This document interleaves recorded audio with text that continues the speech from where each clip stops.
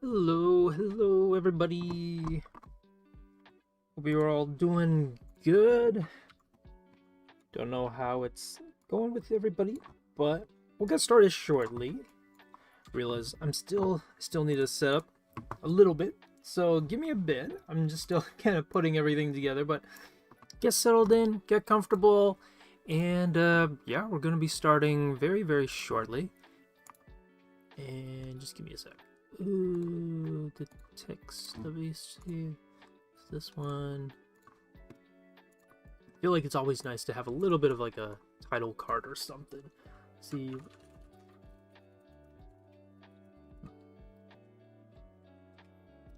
Yeah, as long as I can spell properly. I feel like it's always... I'm not so bad at typing. Illustrating fantasy with references. Yeah, something like that. This is pretty good. Hello, hey Cult of the Hermits, hey Zipporah, no, hello, hey Flint on pause. This is a cool name. Been teaching since 10 a.m. in the morning, so hopefully my throat or my voice is able to last for the whole thing. But hello Stick of Butter. Stick of Butter, that's a nice name too. Hello Sketchy Glitch, hello. Hopefully I sound good, and hopefully the music also sounds not too bad, or like the music's not too loud. And then hello Sketchly Inks. Everybody has such a cool names. Very creative names, everybody. Hopefully your voice won't give up halfway through this. Yeah, hopefully it's not too bad. I'm doing studies right now because I'm having a creative rust. Or maybe burst? Or bust? Yeah, hopefully, well, you know, the stream helps out a little bit, get those creative juices flowing. You know, maybe helps get the ball of ideas going and everything. But yeah, I guess we'll get started. Hello everybody and welcome to the stream, and yeah, my name is Josh and I'm gonna be the host for today's stream. And as you can see by the title of today's video, and as well by the title that I've kind of written at the top, I'm gonna be showing you how we're gonna be doing some fantasy drawings using just like base illustrations. And if you guys didn't check it out before the stream, oops, made this one too big now. There's always a poll, and so if you want to be a part of the stream and part of kind of like the topics that we pick, definitely keep an eye out for our post, the community post. Definitely like subscribe or ring the notification bell so you're always up to date as to when we post these polls. And the community voted for jellyfish. You know what, I'm actually kind of surprised jellyfish won. I honestly did not expect it to win. I thought it would be like turtle or the shark maybe wouldn't be number one. Wow, shark is the last place. I'm kind of surprised by that.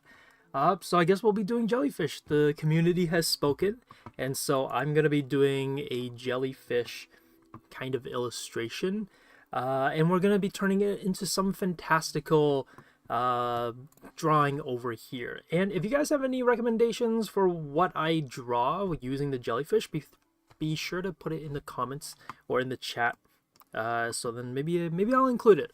Can't make any promises, but maybe I'll include it. But yeah, welcome to the stream. And if this is your first time joining, my name is Josh. As I said, I'm the host for today. But if this is your first time joining us and you don't know who we are at Wing Canvas, we are a school of illustration dedicated to helping students improve in their art skills.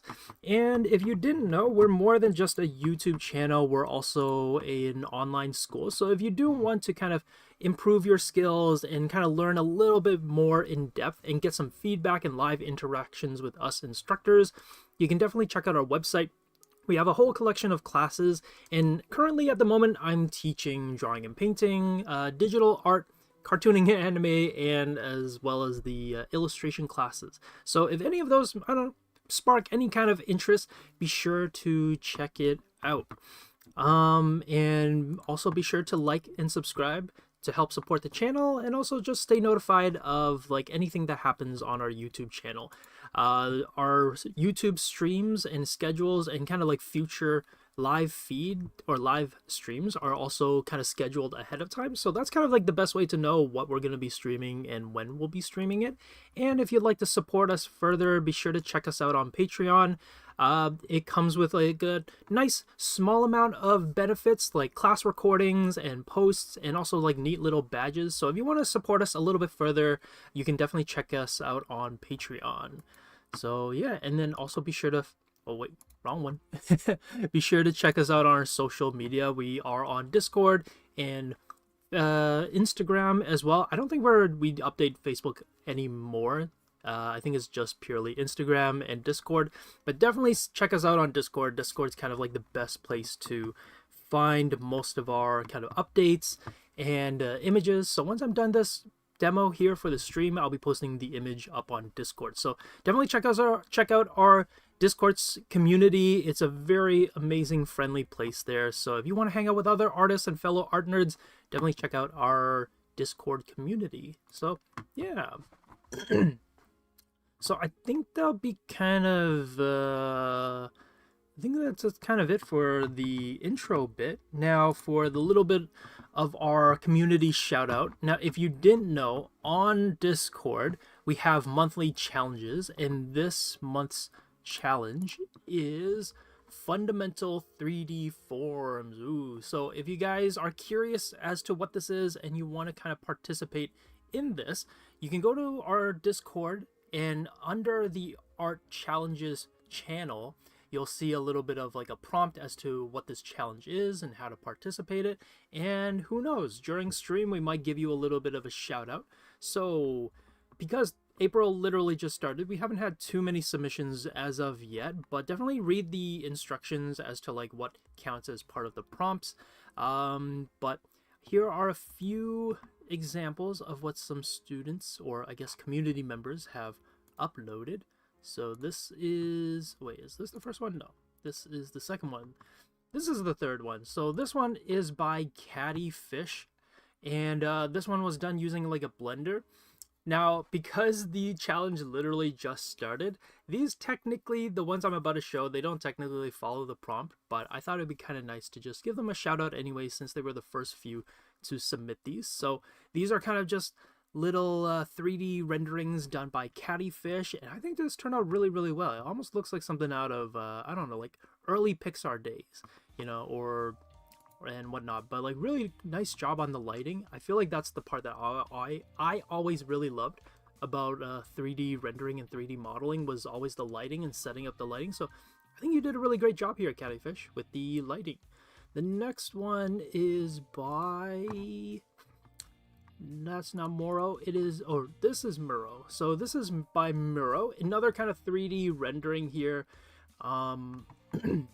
Actually, let me read. Did they say anything? Don't know if this was painted or if this was, it looks painted. I'm going to assume that this is painted.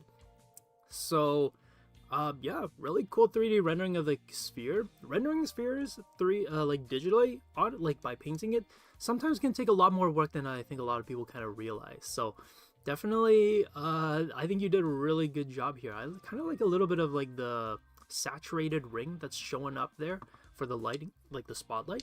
That's actually how you make something look like it's being hit by light. So really cool work here. And then the next one is by Mr. Raxfox. Really cool study of a shoe here. I think this looks really, really awesome. Love the texture, love the details. And you know, as a fellow shoe guy,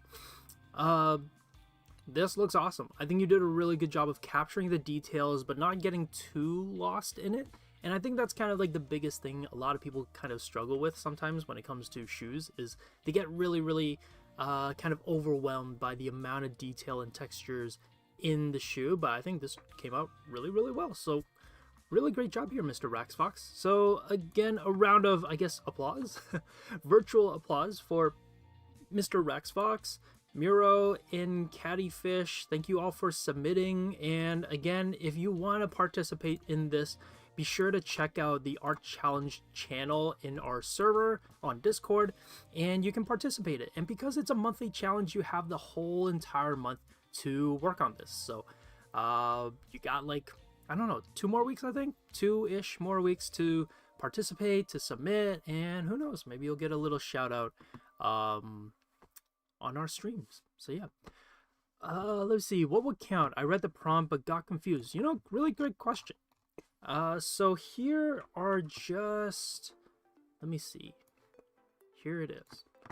I think this is the prompt for this month's kind of art challenge. So I would say that it's less so about like a study. It's more like, oh, whip, never mind. Let me switch. I realize I'm still, here it is. So I would say that it's less so of a study, and it's more of like a creative illustration, but showing three-dimensional forms. So making something feel really like a prism or very much like a sphere, but taking a creative spin on it. So it's not so much as taking like a book or a wine bottle and sketching it and drawing it, but it's turning it into something else, like maybe taking a wine bottle and turning it into a shoe, or turning it into a building, or turning it into a creature, but still showing off the technical kind of structure or qualities of the glass bottle. So that's why Jiaran, who kind of helps write all of these prompts, has kind of put it here. You're taking a 3-dimensional form and turning it into maybe an imaginary item, like a magical item, maybe a charming building, a vehicle, or maybe some kind of landscape. So kind of rack your brains, kind of figure out, get those creative kind of planning going, and like maybe come up with something that's unique and a little bit different. And that's kind of what we're going to be doing today as well. So because Jellyfish won, I am gonna look up some images real quick on jellyfishes. So give me a sec as I go find some jellyfish. And if anybody has any recommendations on what they want to see on the jellyfish, I have an idea as to what I want to put on like what to do with this. But if anybody has any recommendations or something that they would like for me to include or draw, definitely let me know. Also, you know, I never realized there were so many different types of jellyfishes, and they all look kind of weird.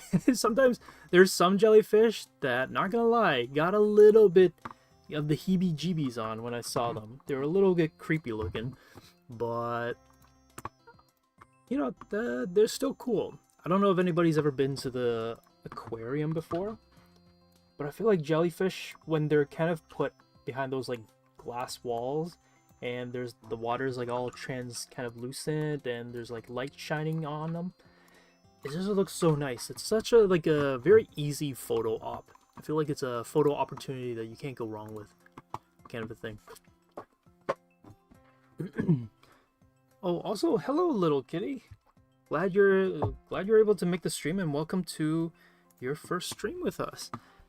Now is your excuse to draw an inanimate object. Yeah. Is it mean to laugh at 3D men? That's kind of like a funny, I guess, it's the mentality, definitely. Peanut butter and jellyfish? Oh, that, I don't know about that one. That sounds gnarly. 3D jellyfish, peanut butter and jellyfish. You know what? I like that. I don't know what I'm gonna do with that, but I do kind of like where your thought is for that. Maybe we'll write that here. So, we are doing a fantasy drawing. Now, let me write this down. So these are kind of my concepts. Now, if this is your first time ever joining my live streams, the way I always like to go about it is kind of break down my ideas or my kind of process into different steps. So these are the steps. The first one is usually finding references. So research. Oops. So research. And I know that might sound very like, research, but you know, sometimes you're not going to know how to draw everything, and it's always a great idea to find the research so you know how to tackle or approach something. So it definitely references and research. That's kind of what all these jellyfish are here for, just so that I know how to approach the jellyfish and how they should look, how they should be colored, even the way they're moving around and everything. And then the second one is the ideas. So this is conceptualization. So this would be kind of doing some roughs, maybe doing some planning. Now, because we only have 2 hours in these streams to do it, these always feel kind of like a pressure cooker, or it's kind of like it's like a little bit of a challenge. See what ideas we can come up with and how fast can we get the ideas out in 2 hours. It's kind of similar to those like cooking shows. I don't know if anybody's ever watched like MasterChef before, but you know how MasterChef sometimes there's those what are they called? The pressure challenge or something, where they only have like an hour and a half or something to cook like a dish. These are kind of what the streams are like in a way. So we're gonna do some roughs, some planning, but maybe not too much. I would always recommend doing like 2 to 3 ideas, but because we're on stream, we can only do these for, well, I'm really only going to try to come up with 1 idea with a bit of a cleanup. So usually I would highly recommend that when you're coming up with ideas to do 2 to 3, but because of stream and due to the time limit, I'm going to try to come up with 1 and then clean it up as we go. A Candyland type creature. Okay, you know, that's it's interesting. You know, it's definitely getting the thought process going in. And then we're gonna do some cleanup. And then the last part is kind of like the final touch-ups. Final touches. So these include kind of like coloring, maybe rendering. If you're wondering, like, what's the difference between rendering and coloring? Well, I kind of think of coloring as just filling the entire thing down, and then rendering is more about, like, adding shading and shadows and maybe blending some stuff in. The stuff that really puts it over the top. But usually, step number 4, we don't really have too much time for it, so we'll see where we get when we get there. Yeah, and then I think that's kind of it. These are kind of the steps that I'm going to be taking. So let's move this over here, and I think let's just shrink all of this down. So these are steps, and as always, if you're kind of like, oh, you know, I like this is like a good plan and breakdown, can I like save these? And no worries, as always, these drawings and references will be posted later on our stream, or not on our stream, on our Discord afterwards. So if you want to take a closer look at the files and at the images afterwards, they will be shared with all of you afterwards, once the stream is done. So I'm just going to make it a little bit bigger, kind of just reorganizing my space.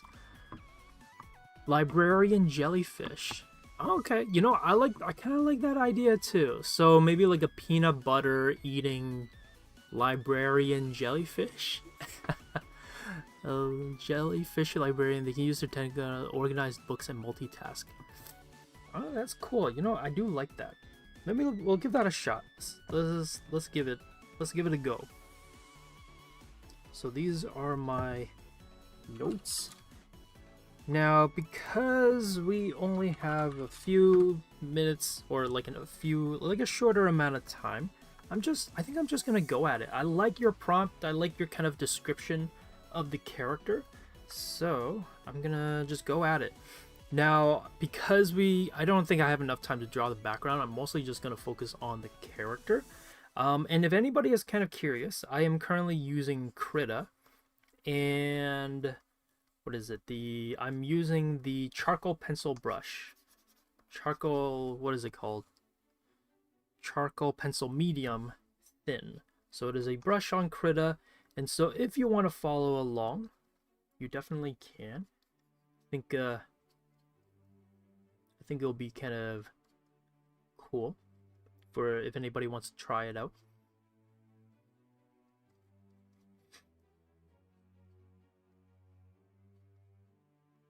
Maybe go kind of I don't know what it is, but a lot of the students recently have been talking a lot about Splatoon. So I don't know, maybe we'll go with like a Splatoon kind of a character. Not the Splatoon type of character, but like draw a little bit of inspiration maybe with the design, maybe.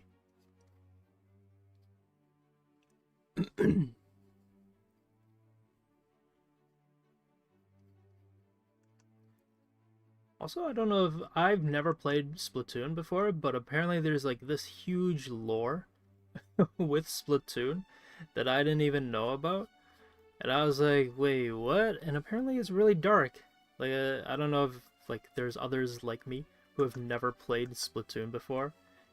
But apparently the lore for Splatoon is like the apocalypse or something. And there's like, it's really, really dark. And I was like, wait, what? Did not know that that was a thing. So because we're using a jellyfish and the prompt is fantasy, maybe I'll kind of move it over a little bit. Actually, let's make it a little bit wider. So here are my thoughts kind of going in terms of like how to do this or why I'm approaching it in this way. So we have a few kind of like descriptors. Let's say character descriptors. Is it with an O? Don't know. Might have spelled that wrong. But one, it's going to be fantasy. So I feel like if we go for like old robes, maybe kind of more kind of, I don't know, medieval kind of a vibe. That's kind of the direction we're going with. And then the real kind of reference. So remember, we're illustrating a fantasy kind of scenario with references. So the references is kind of with the jellyfish. So that's the jellyfish. And this is to help jog our ideas. This is to help kind of the concepts, coming up with like unique and interesting directions by using things that maybe we wouldn't consider first and kind of channeling them in something more grounded, like the fantasy aspect, like the medieval aspect of it. So help jog ideas.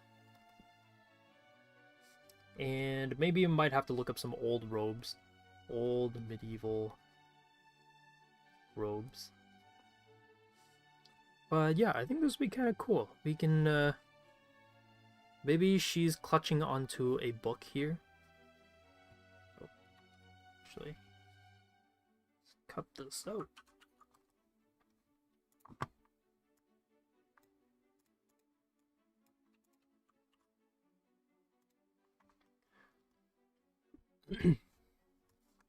Splatoon does have some jellyfish residents, though you play as squids and octopus, although yeah, some of the war between octopus or trapped underground or something. Yeah, someone, I forgot who was explaining it to me, but when they were explaining like, oh yeah, this is the lore for Splatoon, I was like, what in the world? This goes crazy. This is wild for like, because I feel like if you didn't know about it and you just heard about Splatoon, I feel like Splatoon sounds very kind of like more of like it's a kids game kind of thing. And then the more you hear about like the lore and everything, it's like, wait, what? Whoa, that's gnarly and everything. So let me see. Clutching the books. I kind of want her to be holding some books. Let's see, like the hand would be here.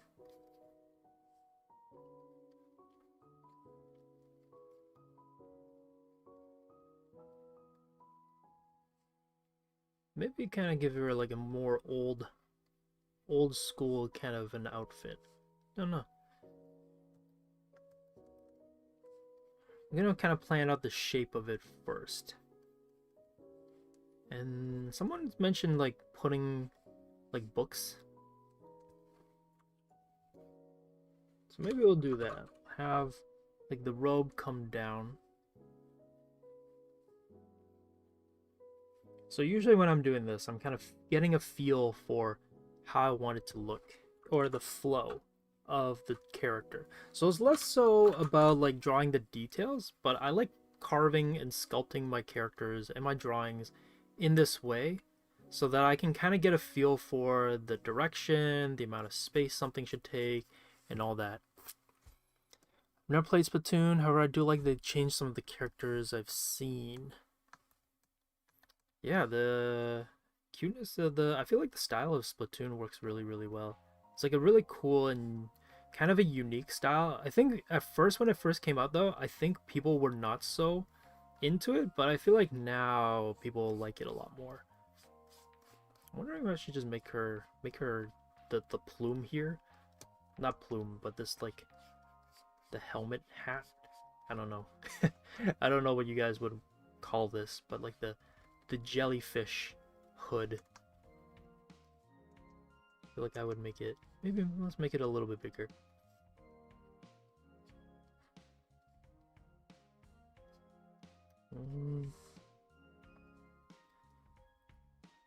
Hello Blue Jay Studios.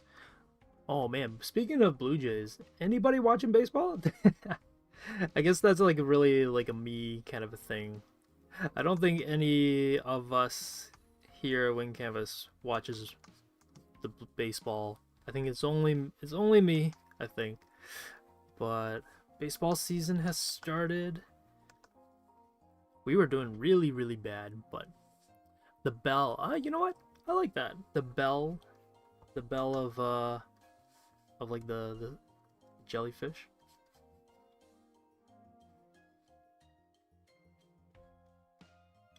Let me see. I'm trying to think like how would it kind of, I feel like this makes more sense for maybe like what is it, like an octopus? I don't know. We can give this a shot. Let's see how well it looks. Maybe let's put it a bit higher, like she's reaching out to a shelf.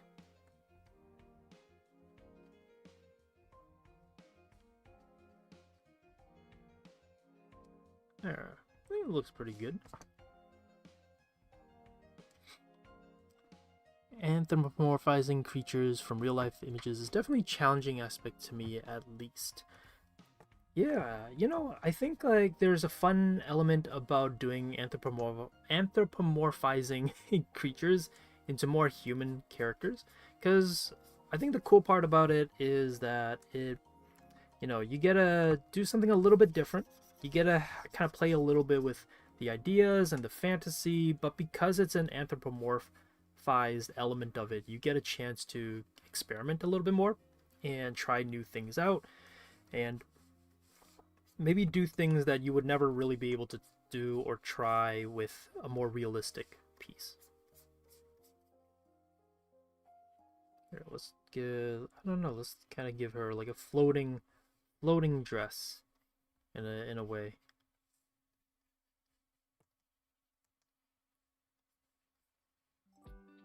Kind of like a nightgown. That's kind of my thought for this right now, is like a nightgown. She's got the glasses on in a way. But maybe it could be a bonnet or a French hat. I think we'll maybe keep it as just the, like, very close to the jellyfish, the shape. I feel like if I try, I don't know, I like the idea of it.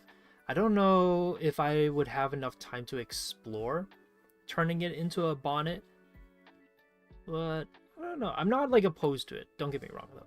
I like the idea. A bonnet, how would we make it a bonnet? Let me see. Oh, you know, like what is it, Claire Obscure. Oh, like this. Oh, that's a good idea. I feel like that might, it's like in this weird spot, like the bonnet. So I see what you mean. Like this, I'm assuming is what you mean by a bonnet. You know what I was thinking? I was thinking more of like a, not a beret, but you know, like Claire Obscure, that they have that like red hat that they wear to the side. I feel like it does look like this, but I feel like it gets to a spot where it becomes ambiguous in a sense. Do you know what I mean? So like the bonnet looks so close to like the jellyfish bell, but it's like not close enough. And I feel like if I push it one way or the other, it can only be either the bonnet or the jellyfish bell. And I feel like it's hard to have both, if that makes sense, but don't know. So I think I'm just gonna keep it mostly as a jellyfish cap, like the bell, but I do like that idea. See, the dress comes in clutch to draw leg equivalents for the character. I guess so, in a way. You know, we can have like multiple levels to the dress. I feel like that would be kind of neat. I feel like this, I'm just adding more work for myself to do.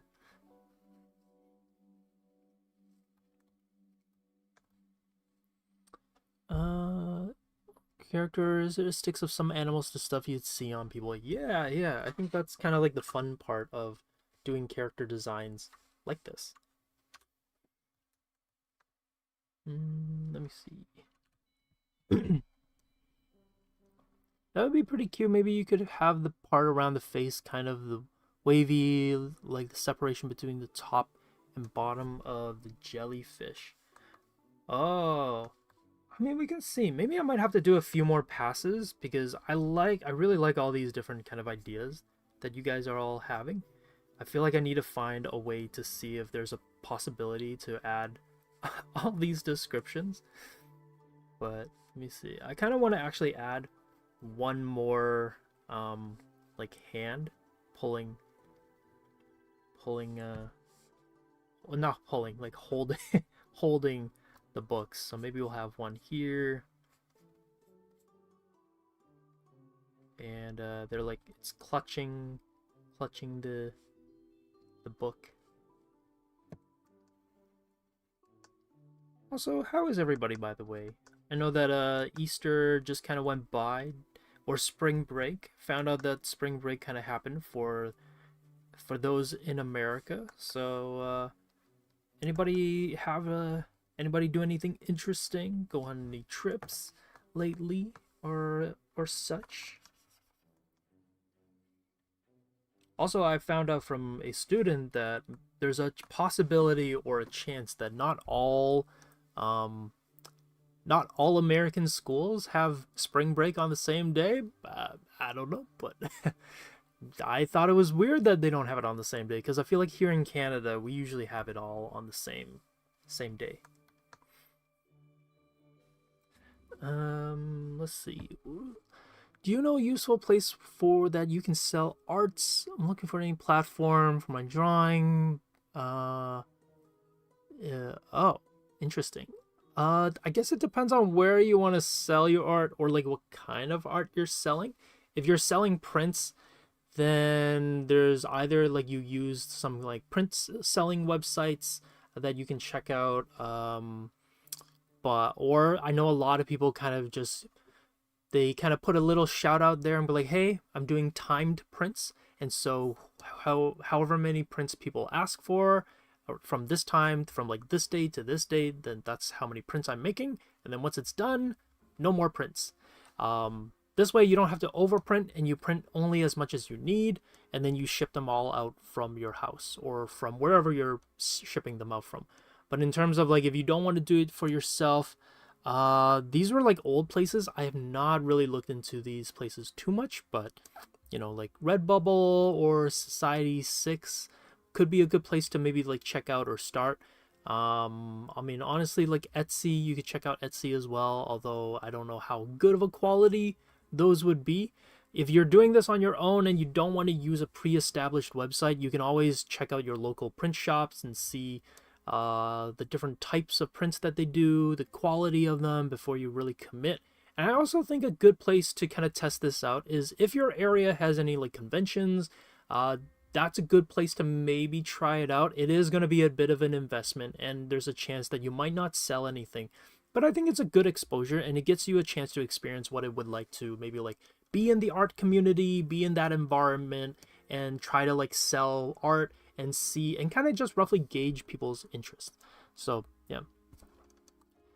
yeah, so I feel like Etsy is not a bad place to start. I know that it recently has gone through a little bit of like a bit of a bump due to like a lot of people like either copying stuff or, you know, AI and everything, but I feel like you always got to kind of start somewhere. So yeah. Let's see. Maybe you could have the part of the oh wait, I read that. What is your art like? Wait, did someone ask that? It's not about the money, Spider-Man. Yeah. Let me see. Oh, okay. Zipporah asked this. What, or me, Fran asked this. Maybe it was asked a while ago. What is your art like? As in, what specific medium or topic would you be looking to sell? Oh, I guess that's more of an answer to me, Fran. Yeah, I feel like there's so much that goes into more than just the just like, oh, I want to sell art. There's a lot of like maybe just small, subtle, smaller questions that you also have to kind of ask for yourself. Like, do you want to sell them out of your place, or are you just wanting to host art on a website and when people buy them, they get bought? Yeah, there's a lot of places to maybe like do some research, check it out before committing to it, I think. Don't go to school anymore, but it is true they do have breaks at different times. That's so strange. I feel like that's so weird. Okay, I think this might be a good place. This gives us a good amount of time, like an hour and a half to do some cleanup.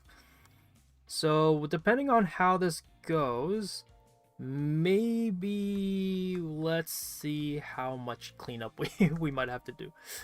There's a chance that I might not have to do too much cleanup. I do love the pattern here, so maybe we'll kind of keep that in mind. Think we'll maybe do like one more pass. So I'm gonna do this a little bit faster.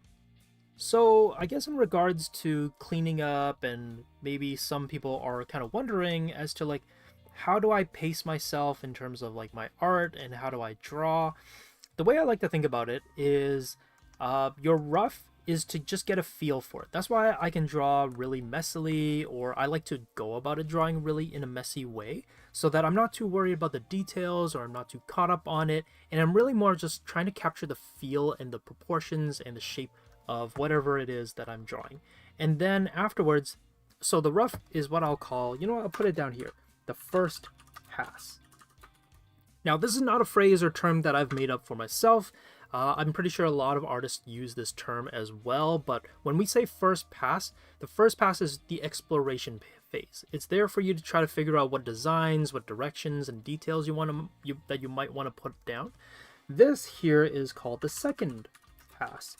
The second pass is still maybe considered the rough stage, but you're now cleaning things up a little bit more. You're adding a little bit more nuance, maybe a little bit more details to the characters to really finesse it and really make sure that you have the right direction going in. But I still consider it the rough pass because you still have an opportunity to still be messy with your drawing, to still kind of be a little bit rough with the line work. It's not meant to be super clean or clear just yet. It's there to help you figure out the stuff that maybe you didn't get a chance to figure out in the first pass. So that's why I call this still, or I categorize this still under the rough pass. But yeah. Let's see. I feel like to sell your art, not only do you have to consider what you are selling, but also how you'll be marketing yourself. That's what changes a lot. Oh yeah, for sure. I think that's where I think going to like a convention can be really useful. I've never really sold at a convention before, but I've been to a few conventions where there's a lot of artists, both like experienced and inexperienced in terms of like their skill level. And what I would say you can kind of tell are like, or just from like looking at it, you can really tell it gives you a good experience, like a good idea as to what kind of environment you might be going up against. Not up against, but like what you might be facing potentially when you try to sell your stuff in person. you'll get an idea as to the level of print quality that you might want to check out. It'll give you an idea as to your audience, maybe even what they like, what they don't like, what images sell really well, what don't. But yes, it is a bit more of an expensive investment, because you're going to have to potentially book the table, you're going to have to pay for the table, you're going to have to pay for the prints, and then maybe any miscellaneous costs, like maybe paying for people and whatnot. But I feel like conventions are a good place to try out. Now, obviously, I know that not everybody has an area, or might be in an area that has conventions. So I think if you don't, then you can try out like the timed batch. Maybe try to sell small pieces. Maybe try out a website and see how well those qualities turn out. I feel like those are always like a nice one, because it gets you to, again, dabble a little bit in it, give it a shot, give it a try without having to commit too much. It's always going to be a little bit of an investment, and you're going to always have to pay a little bit of a fee in a sense. And so maybe it's not going to start out always like super successfully, but I think the important part is it gives you a chance to experience what it's like.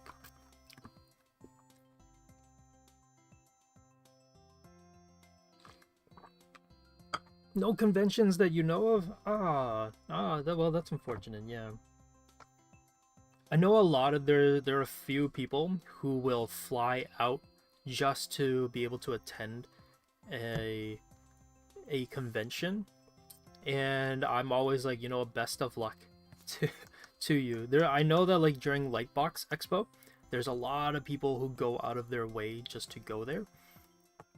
But yeah, best of luck to people who give it a shot, who go out of their way to attend conventions, because the conventions aren't cheap. They are a very kind of pricey, costly kind of investment for sure. And I think a good way to kind of maybe mentally prepare for it is just that go in knowing that you might not come away with like any sales or anything, but hopefully you can come away with some experience, come away with maybe some idea as to what the environment is like, and all that. So I think that's a good mindset to have ahead of time. Also, you're gonna post something on Discord? Cool, yeah. Look forward to seeing what you're gonna be sharing. If it's gonna be like what you plan on selling, I think that'd be kind of cool. It'd be good to gauge the community's kind of maybe take or opinion on it. I think that'd be kind of neat.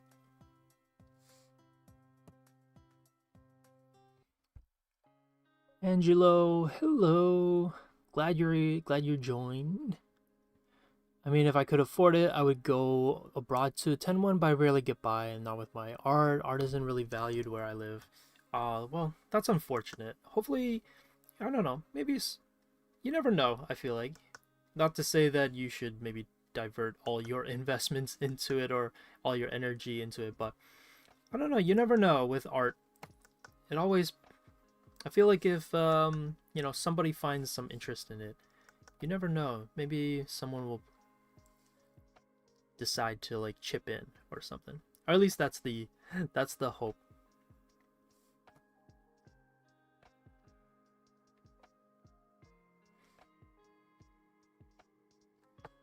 Gonna go with I don't know, like a very dainty princess looking kind of person. Also, the hair, originally I made it spiky, but I'm like, you know what, maybe we'll make it a little like flowy, like the jellyfish hair, so that it kind of matches the tone.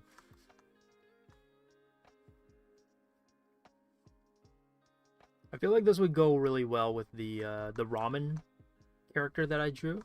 So if you guys didn't know, or if you guys are new here, I did a ramen character where I made her hair kind of like ramen, so it's very like flowy and everything.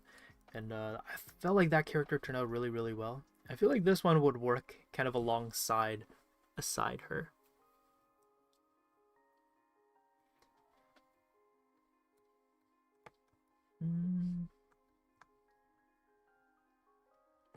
Yeah, if you guys have any questions, excuse me, if you guys have any questions about like drawing or kind of how I like to approach things, let me know. I'm gonna try to keep an eye on stream as much as possible to answer any kind of incoming questions.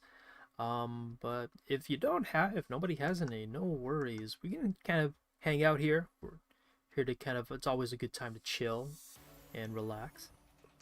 It is Saturday, you know. The line art is looking so pretty for the jelly lady. Oh, thank you. Thank you so much, Zipporah. Love the support.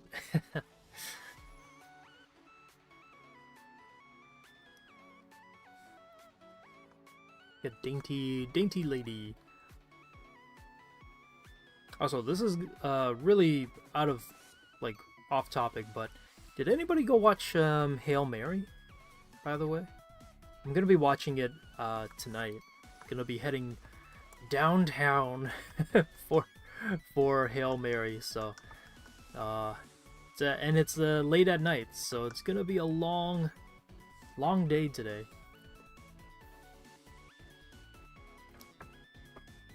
Support a Halili. Wait, what? Support a Lily? I've not watched that. The title sounds cool though. Heard it's good. Yeah, that's what I've heard too. So if you guys don't know, there's a movie that just came out with like Ryan Gosling and everything, and it's called Hail Mary. So it's like a movie where the Earth is like about to die, or it's potentially it will die because the sun is being eaten away. This is not a spoiler, by the way. This is kind of like shared near the beginning of the movie, or beginning of the story.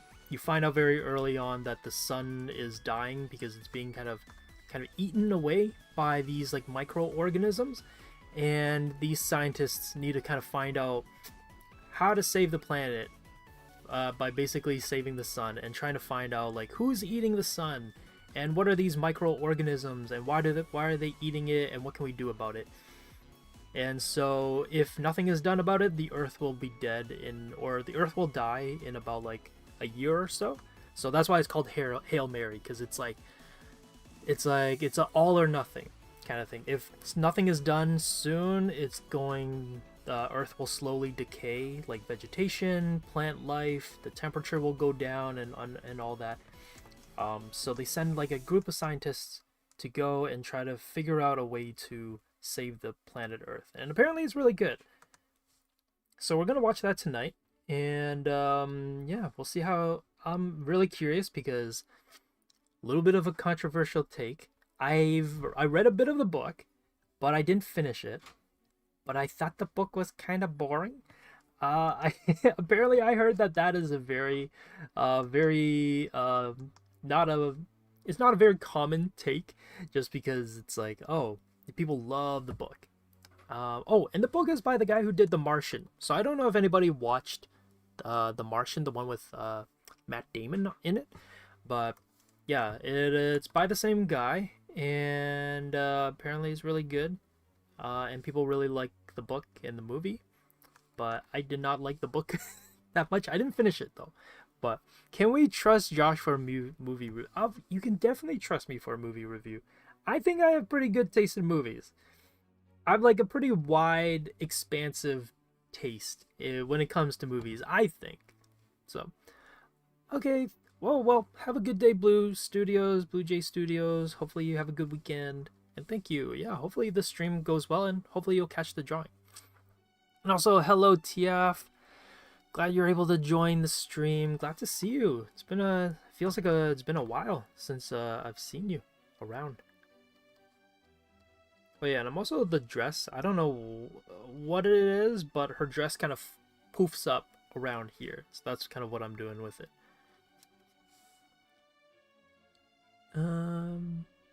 Title sounds good. Yeah, so overall I've heard the movie sound is good, and it's gotten good reviews, but we'll see. Very interested.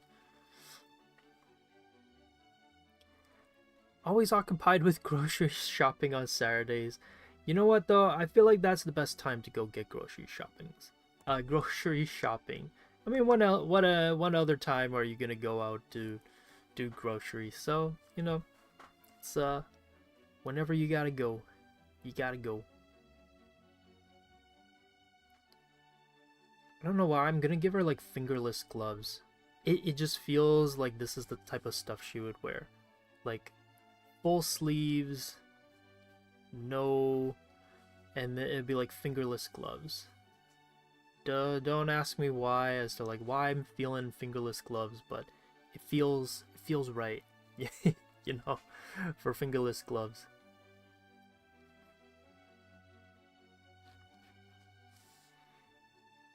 I'm gonna put it there for now. Maybe it's a really big book. We'll have her hold a really large book. You know, I will also say, taking a little bit of inspiration from like Guillermo del Toro. It's like if Guillermo del Toro did a kind of more fantasy kind of, I don't know how to describe, fantasy style animation like this, I feel like I can kind of see the characters looking a little bit maybe like this. Like if he did a child-friendly, family-friendly kind of kind of a series, I feel like it would look maybe like this a little bit.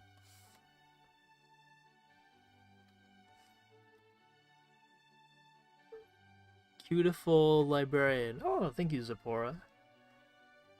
Appreciate the love. Watch Ponyo. You know, I've never watched Ponyo, but I've heard, like, whenever I see clips of it, it looks really cool. And I'm like, oh, maybe I should check out Ponyo. I don't know. I've never watched it, so I have no kind of opinion or take on it, but it looks cool though.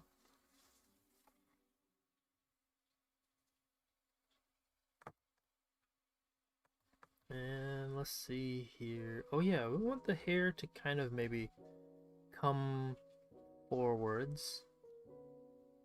Maybe we'll have it overlap a little bit.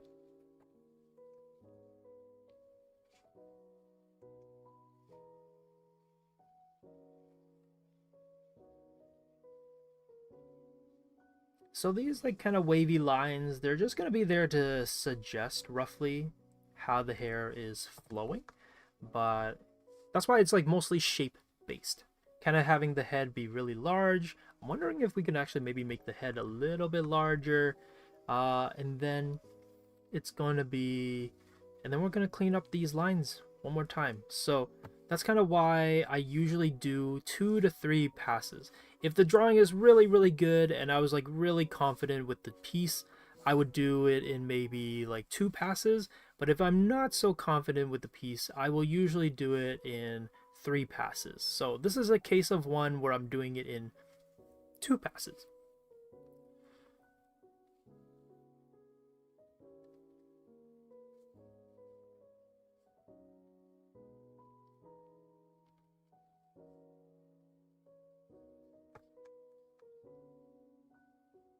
And then one more book here.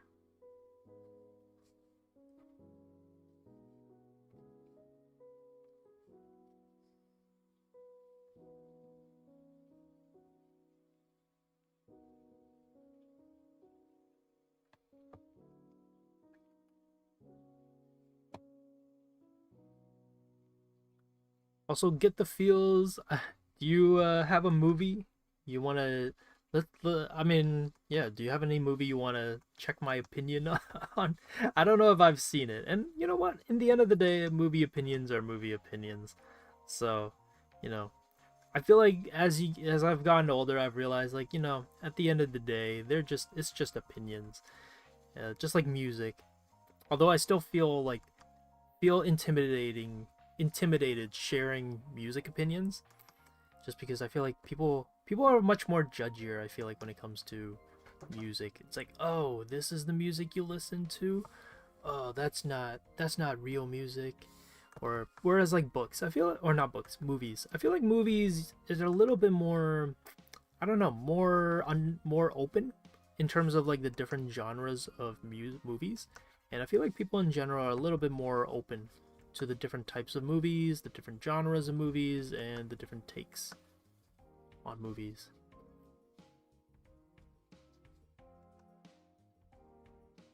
Yeah, if anybody has like wants to get my opinion on movies, I love talking about movies. By the way, I love movies. I think movies are great, and yeah, I usually sometimes if I have like the day off, I will just sit by myself. I'll go out to Walmart and buy like a bunch of bag of chips, and just sit and snack, gorge myself on like junk food, and just sit away the night watching movies. Back in university, I think during like the reading week, I would just watch like 3 movies in a row eating junk food, and it was definitely can't really do that anymore. But yeah, that's something I used to do for fun as well.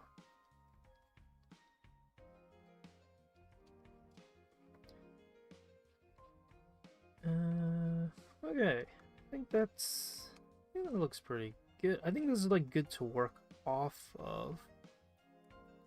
It's not bad. As long as your favorite type of music isn't country, we don't have problems. Do you not like country? Have I ever listened to country? I feel like I've personally not listened to country before. It's not really my thing.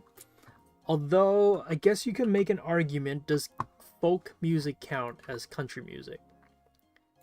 If it does, then I do listen to folk music sometimes, but it's like, it's a little bit different. I don't know, in countries, I don't mind country actually, as long as it's not from like the 2000 plus. That's like a really wide range though. I mean, I'm saying this and I'm not someone who listens to country music, but I find it funny that you have a very like specific stance on country music. But to be fair, I kind of get it.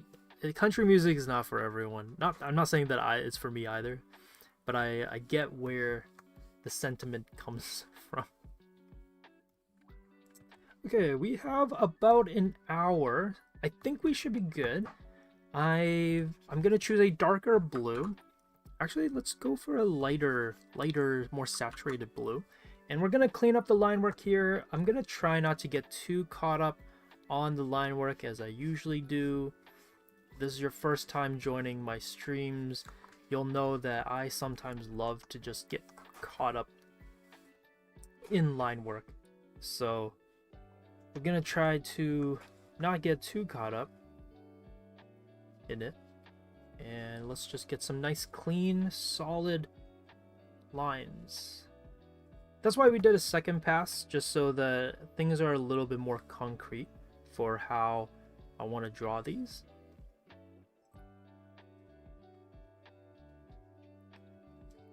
So I add in the waves to it. I guess this one here is a little bit of a ambiguous,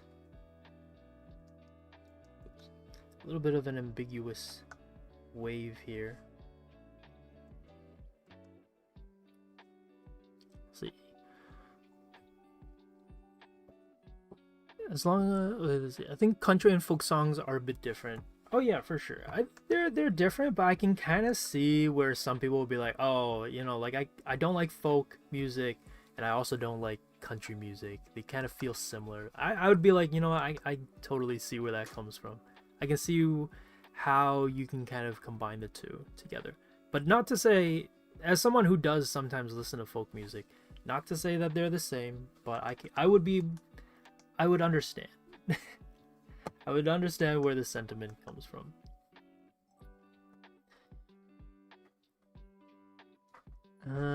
Let's see. It can turn a joke that everyone dislikes country music. Yeah. You know, see, that's why I'm like, you know, if I was someone who enjoyed country music, I would feel so embarrassed to kind of tell people that that's what I listen to. So that's why I feel like music is so much harder to share, like, your opinions on, because I feel like you get reamed on more about it. It's like, oh, you like country music? Oh, you know, that kind of thing.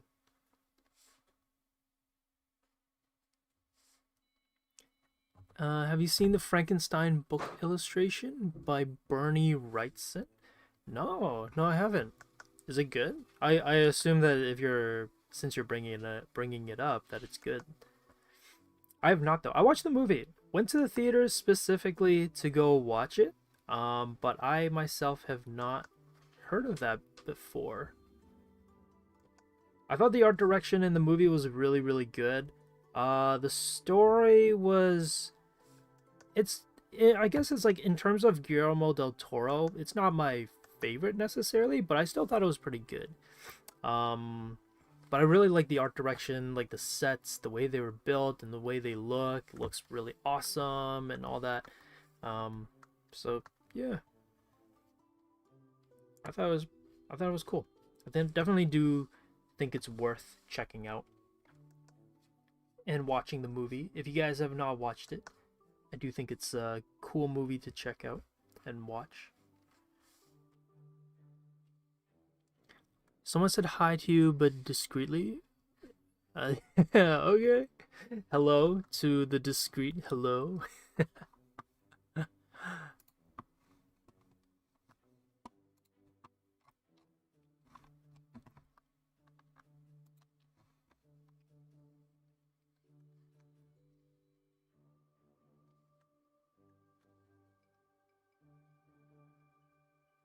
I'm gonna just add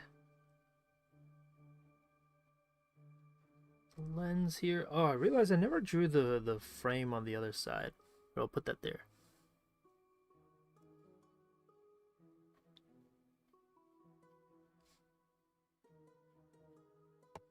Yeah, so it's 4 o'clock. I guess hello to everybody, anybody who's joined recently, but I didn't get a chance to say hello to, or if this is your first time, hello, and welcome to the stream. If you are joining us for the first time and you enjoy what you're seeing here, definitely drop a like.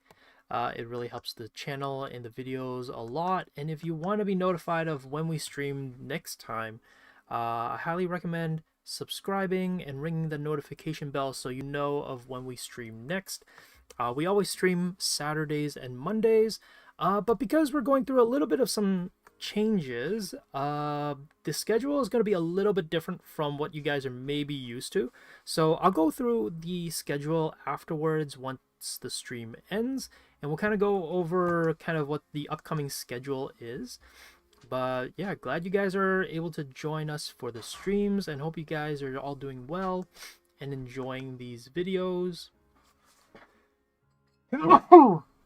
Excuse me. I was gonna say bless you, and I was like, wait, I can't bless myself. Or can you? I don't know. What is the consensus on blessing yourself? Thank you. Are you allowed to bless yourself? I was like, bless me.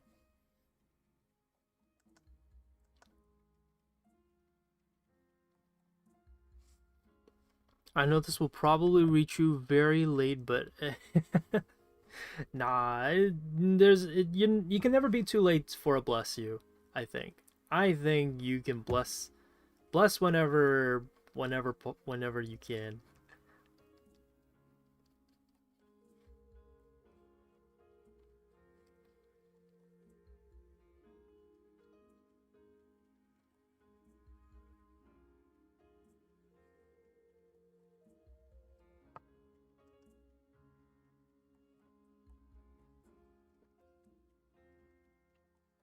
See, how does that look? It looks pretty good. Sounds obnoxious to bless yourself. I think so too. I think that's why it's like, I feel like nobody would bless themselves, because it would feel a little obnoxious to go like, bless me. It'd be like, what? What'd you just say? I was like, bless myself. I was like, what? Who blesses themselves?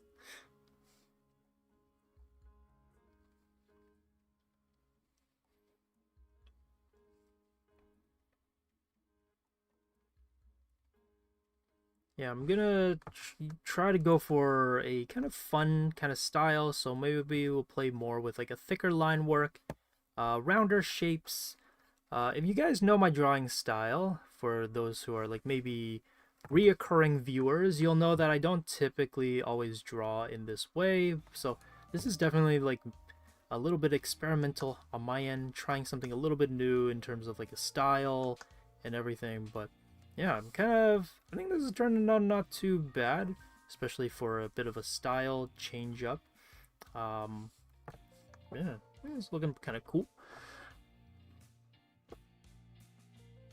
Yeah, it's like 40 pen and ink, black and white illustrations. The hatching there is insane, and as a comic illustrator, Bernie Wrightson knows his anatomy. The hatching combined with that is so cool. Oh, okay. You know what? Let me look that up. How is it spelled? Bernie Wrightson. Bernie Wrightson. I'm always a sucker for some really epic cross hatching. Oh, snap.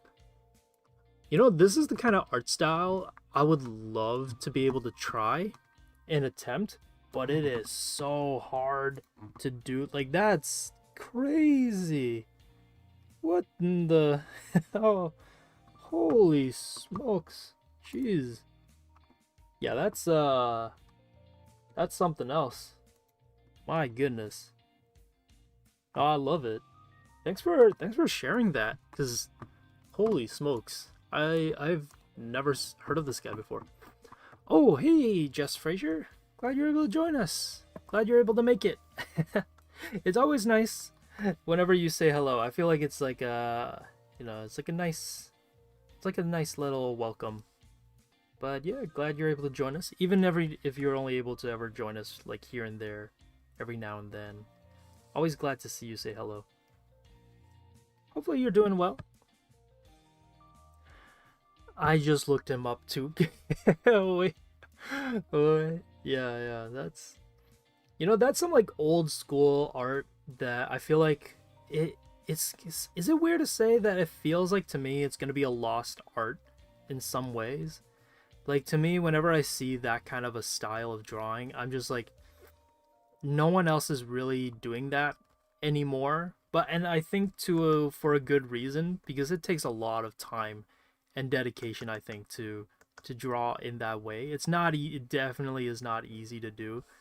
It's the amount of time and dedication it takes to like just map all that stuff out is impressive. It is no easy feat. So yeah, it's hats off to him to be able to do that, because that's impressive. The way he is drawing all those things, it's crazy.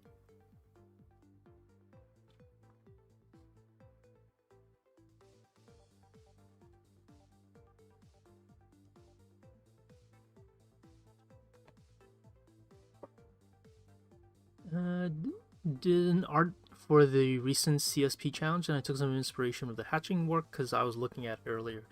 Oh, that's cool. Yeah. Yeah, I mean, I would love to see how your study went. It'd be cool.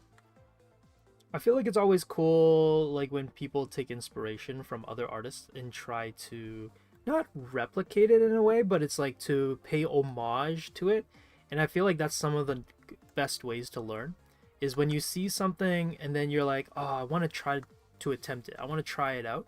And then you give it a shot. And then when you give it a shot, you learn something that you would have never learned by just studying. I think there's something about just kind of doing a study and not following exactly to a T, but just kind of doing it for the sake of just giving it a try. And I feel like you can never go wrong with doing a style study of another artist, because you'll always learn something, at least in my opinion.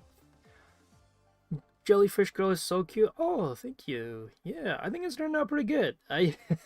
Yeah, I know that maybe for you guys, me saying that, it's be like, well, what do you mean, Josh? Of course you drew it. And I'm like, look, I don't usually draw cutesy kind of, I guess, jellyfish girls, so this is a little bit of new territory, believe it or not. So I am happy that you guys are liking the jellyfish girl and that it's looking good.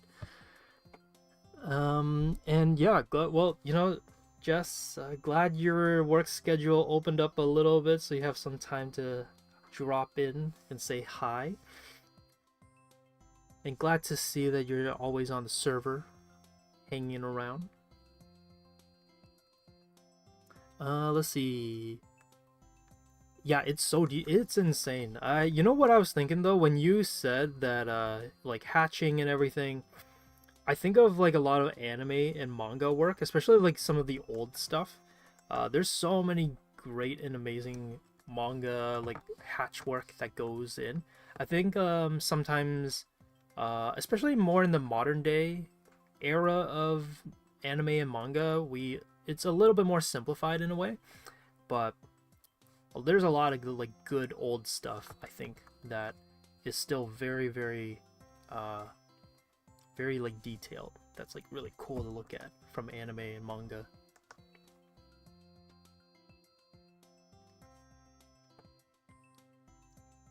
Reminds me of MC Escher. Does it really? Oh, I gotta check out some more MC Escher for sure.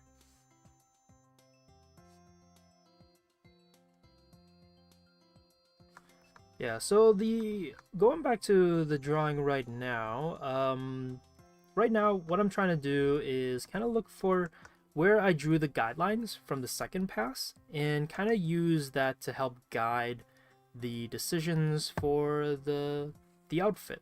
So I'm not trying to follow it necessarily the way I drew it in the second pass, but I'm kind of using it to go like, oh, let me see, like what can I do if I push it this way, or what happens if I do it this way. So this way it's a little bit more organic, and it's almost like I'm responding to my own drawing. I'm not trying to copy it beat for beat, but I'm more of going like, okay, I see what I was doing in the second pass. Let's see if I can add a little bit more detail, not details necessarily, but let's see if I can make it feel like it's a bit more fleshed out. So that's kind of what's happening here.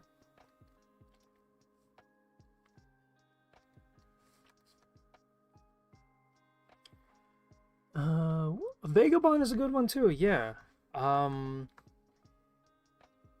Yeah. Off the top of my head right now, I can't think of. Oh, you know what? Death Note. I think Death Note. It's not as detailed, of course, as the guy that we looked up, Bernie. What is it? Bernie Wrightson. Definitely not nowhere as detailed, but I do think some of like the Death Note art definitely carries a little bit of that. Detailed, less stylized, stylized style in manga. Vagabond does come to mind. Oh, you know what? Another one, a good one is shoot, what was it? Can't think of it right now. It just like passed my mind. Some like real. Oh wait, I was thinking about Vagabond. Oh my gosh. Wait. Okay, you know what I was initially thinking when I read Vagabond? I was thinking of Vinland Saga. But yes, Vagabond is what I was thinking of. I was like, oh, Vagabond has some pretty good details, I think, in like the drawings. The line work and the hatching is like super. I love it. I love Vagabond style, and I love it when he embraces the what is the brush work. If you haven't checked out Vagabond, it's a bit more of a mature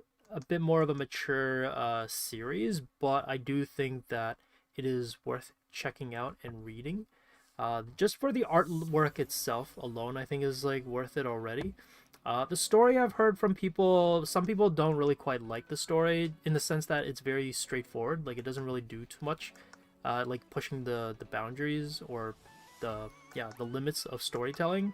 But I think that's kind of okay, especially like the story, not the story, but the art itself. I feel like it's kind of okay. You can kind of look past the more straightforward story if you're looking for something deeper, I guess. I think its art style does so much for it. Although I don't know, maybe the artist would be like, "What do you mean? The story's amazing. Why do you guys not like the story?" I don't know. Maybe he thinks the story is like deep enough. I've only read the first 3 volumes. I bought like the big collectors, not the collector's edition, but the collected edition, where it's like it's all in one volume and collected as one volume.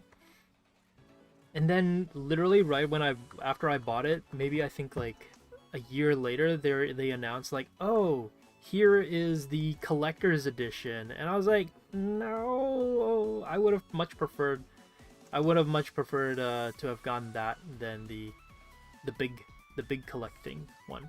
And it collects the same amount of volumes too, which made me even more like annoyed. Where I was like, ah, dang it. So I don't know. They're a little bit expensive though, but I was considering getting the volume 2 of the collector's edition because they're like a little bit bigger, and I feel like that is much more in favor for like Vagabond. If no one's ever checked out the Vagabond art, the art is like super detailed and very condensed, and I feel like you can only do the artwork justice if you buy the big version, you know. I did study someone by that name Vagabond for my graphics. Oh, cool. That's a cool like not username but a pen name. Imagine like you graduate from somewhere and it's like, yeah, my pen name, my artist name is Vagabond. That's a cool name. Okay, as we're getting like lower into the larger areas, I think these areas I'm okay if the waves are a little bit bigger, just so that we don't have to do too many, and when we color it, it's not too hard. I'm already realizing like, oh, wait, if I'm gonna color these, coloring inside of like the wavy lines are gonna be maybe a little bit annoying. We'll see. We'll see how it goes. What kind of spacesuit would a jellyfish wear? A jellyfish-shaped spacesuit with transparent globe at the top from which the jellyfish drives the suit. That is a very unique question. I don't even know how to answer that because it's like, well, the jellyfish itself is able to be in the water, so it's more like, why does a jellyfish? Oh wait, there's a spacesuit though. I don't know. That's a very interesting question. I do not know how to answer that one. I'm assuming like they would. I don't know that. I feel like design-wise that could be kind of cool because they already kind of in a way have a helmet. So would you build the helmet around the bell, or would you have the bell? I don't know. You like turn it into a helmet of some sorts. I don't know. You know what these kind of questions are? These are like the kind of questions you have at like 3 a.m. in the morning, and you're just like, it just pops into your brain, and you're like, and it just like keeps you up at night. Not because it's like urgent or anything, but you're just like, huh. Now I can't stop thinking about it. That's kind of what that thought. That's what it makes me think of. It's like these are the kind of things I think about at like 3 a.m. in the morning. It's in the digital section, nowhere near that, not my normal hatching level. I did with ball pen because I use a screenless tablet besides the theme with color palette, and I suck at it. You know, though, I congratulate for trying it out and giving it a shot, because, you know, as I said, I think that's kind of like one of the best ways to learn. This is just like giving it a shot and studying someone else's style. So even if, you know, maybe the results didn't come out the way exactly that you think it is, or you're like, oh, it gives you a little bit of a wake-up call that like, oh, my hatching skills are nowhere near the level of this guy. I think you learn a lot, or you can learn a lot from just doing studies.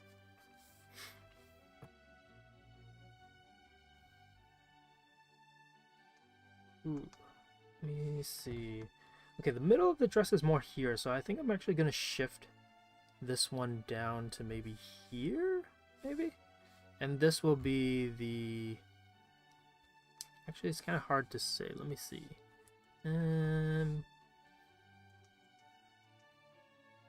Maybe I'll have it expand here. So then this way, it's like that.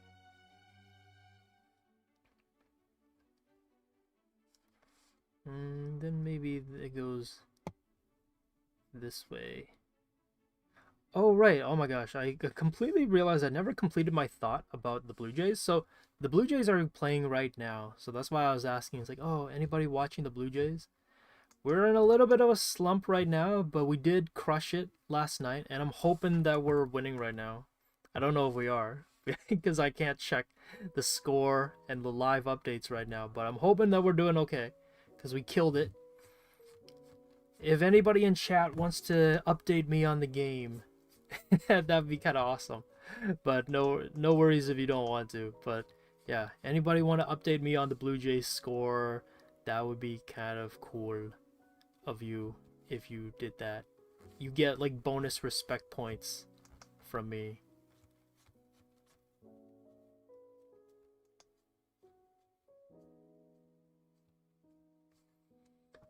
I was watching Artemis 2 yesterday, and now seeing your character, that thought came to mind. Oh.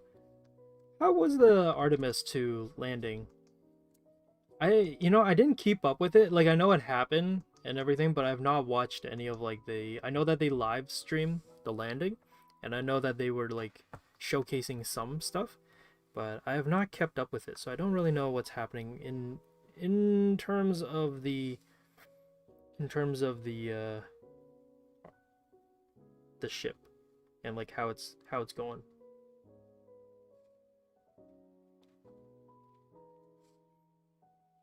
Okay, it's 4:21. We're almost there. We're almost done shading all of this. And yeah, woo, Canada, the only baseball team that we have throughout this whole thing. The Blue Jays are carrying us as Canada's baseball team. A lot of people, I think because the Blue Jays won, I think a lot of people then learned about the Expos, the Montreal Expos. And I'm like, oh, a lot of people are like, we should bring back the Montreal team. Please give the Expos back to the Montreal and everything. And I'm like so curious as to, I didn't watch the documentary. Apparently there's a documentary out on Netflix about the Expos. And during last year, during like the baseball craze season, because we made it to the finals, I'm like, oh, I want to check it out, but I haven't had the chance to take a look at it yet.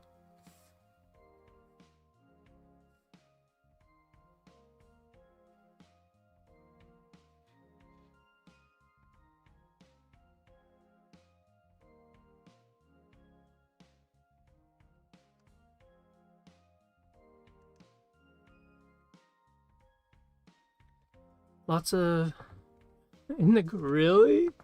Oh, that's so jokes. I did see a lot of that actually about like a lot of flat earthers commenting and like kind of being in denial about like what is being shown.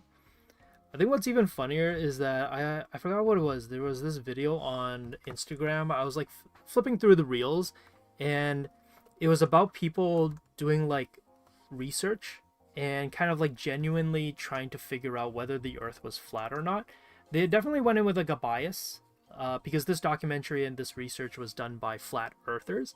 So a lot of flat earthers were trying to do this like trying to treat it like an experiment to prove that the Earth is flat through experimental scientific means. But what's funny is that in the video and in the documentary, you could see that they were constantly getting proof that the Earth was round, but they were in denial.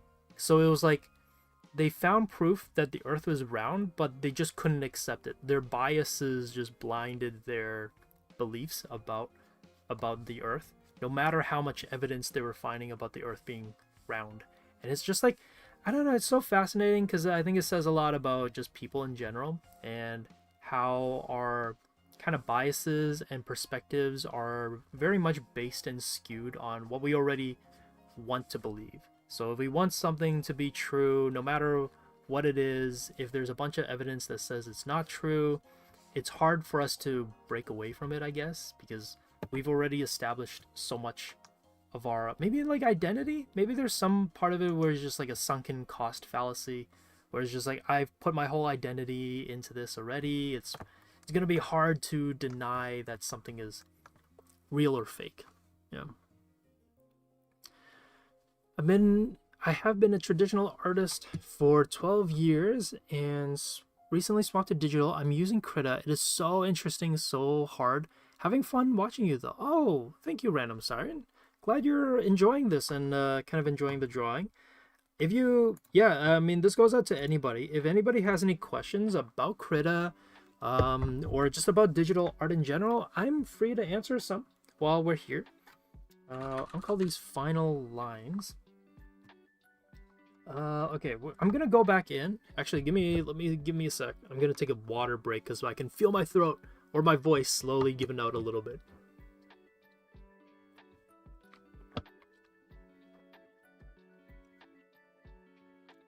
But you know what, Random Siren, and this is kind of hopefully maybe a bit of encouragement to anybody who starts off more digital. I mean, more traditional. I started off also as a traditional artist. So ever since I was a kid, I only ever drew traditionally. All throughout university, I painted with acrylic gouache and watercolor, and I did a lot of like pencil sketches. And even after I graduated university, I still didn't really use digital until, and not until, but like I really only used digital to edit my photos, edit my drawings after I scanned them. So digital was really never in my kind of like in my books as something that I would ever use. And I think it was always in the back of my head or back of my mind that it was something that I should eventually try out. But I was like, I don't know. Like, I don't know if I'll like need it and whatnot. Like, maybe I should just stick to traditional as much as I can. That's like my roots and everything. So I never really gave traditional a shot actually until during COVID.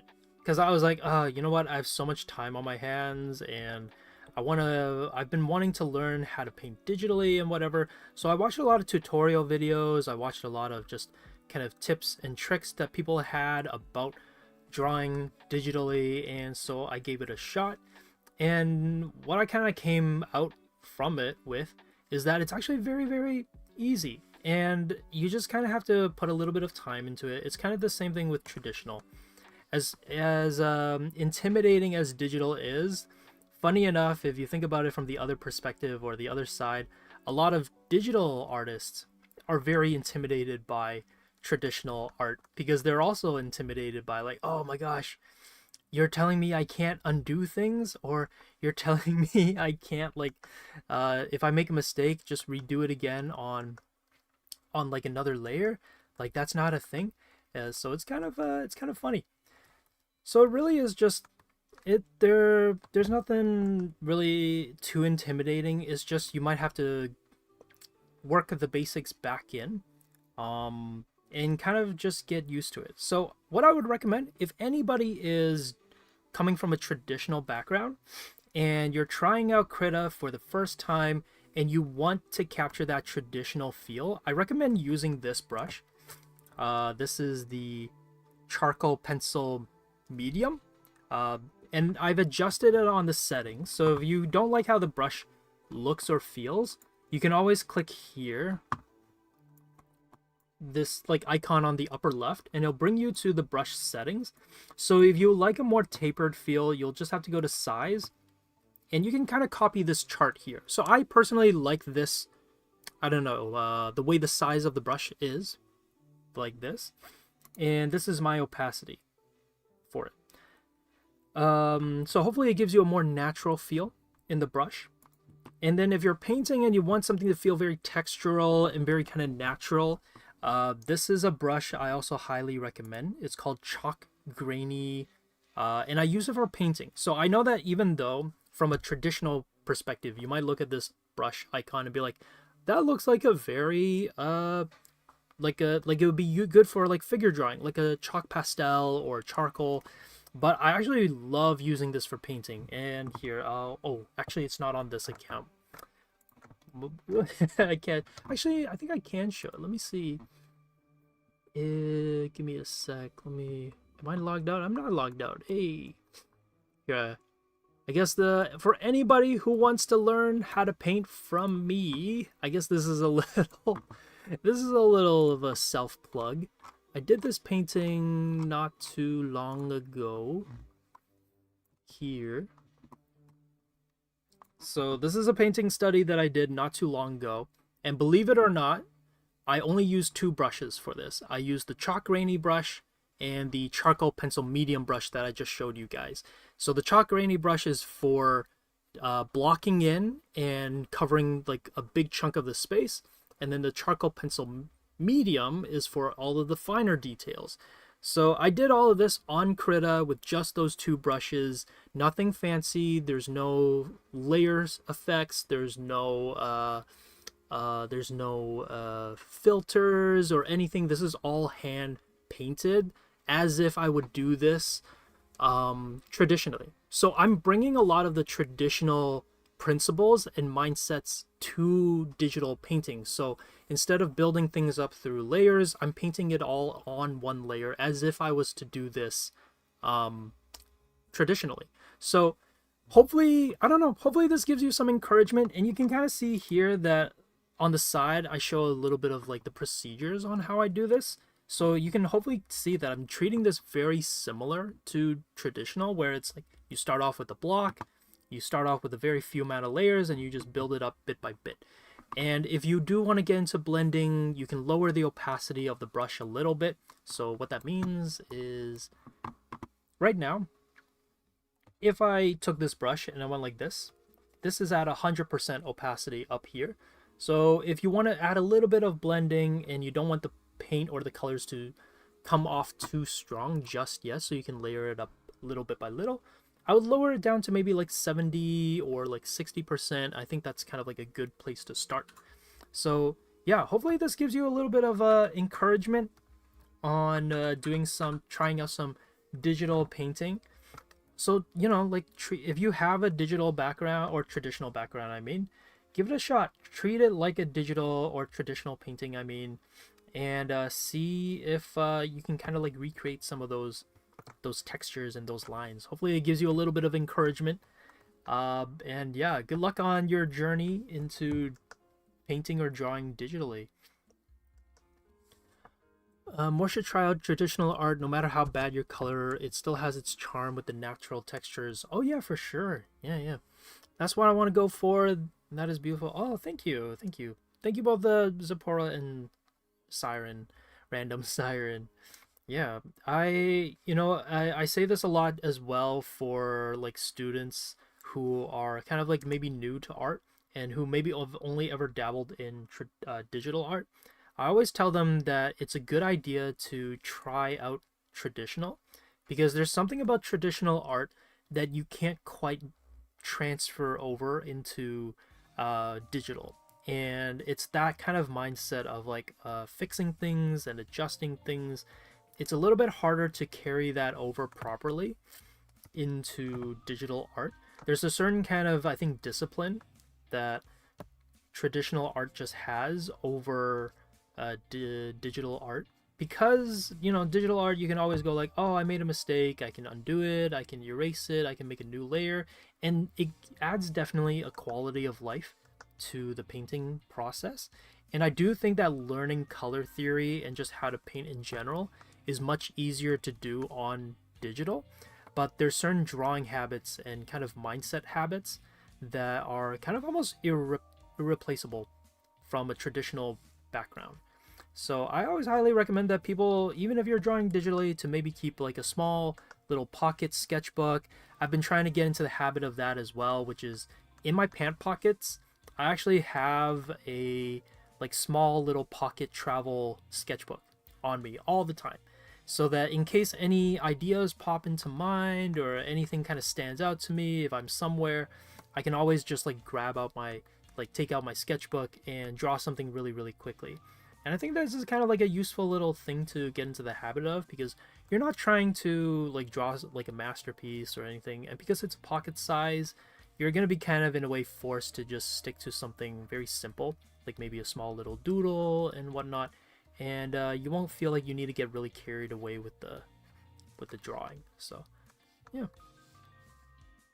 So best of luck to anybody dabbling into digital for the first time. Digital is a lot of fun. There's so many like possibilities in there. So definitely takes the time to just learn it, get used to the programs, and get familiar with how things are and where things are placed. If you're not too sure, we do have like a Krita tutorial video that we made years and years ago that you can check out if you need a little bit of some tips and a little bit of some support on how to get started. But yeah. I'm a tattoo artist and I've traditionally drawn 2 children's books, so it's very humbling to struggle with digital. Feel like I'm back to square one. Oh yeah, for sure. Yeah, so much of the principles, it's like it feels weird because it's like, oh, the principles I understand, and then you do digital and it feels like everything feels backwards, or you're like just in unfamiliar territory. But I think that's just kind of part of the in what it was, what's the phrase, part of course. It's just part of it. That's just the learning process, and trying to figure out digital that's just how it is. Okay, so how much time? Oh, we have like 30 minutes. We are doing okay, I think. In terms of time, I think we're doing okay. I'm gonna just try to speed this up a little bit, just kind of thickening up some of the lines. I don't want to go a little bit too crazy with these like tentacle cast shadows. That's what these are, by the way. If you're like wondering, Josh, what are you like coloring over here? I'm kind of coloring contact shadows and cast shadows just a little bit, just so that it adds a little bit of nuance to the drawing, and gives it a little bit more depth to it. And I've always loved cast shadows, so if anybody is kind of curious about what are some good cast shadow artists to study from, Mike Mignola is a big one. I love Mike Mignola's approach to shadows and forms. Yeah, so I'd highly check that out.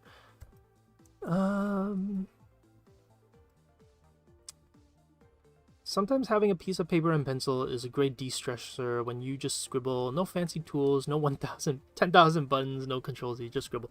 No, yeah, for sure. Yeah. It's definitely it's a different feel. And there's nothing, I think they both have their pros and cons for sure. Like digital versus traditional, like one is never better than the other.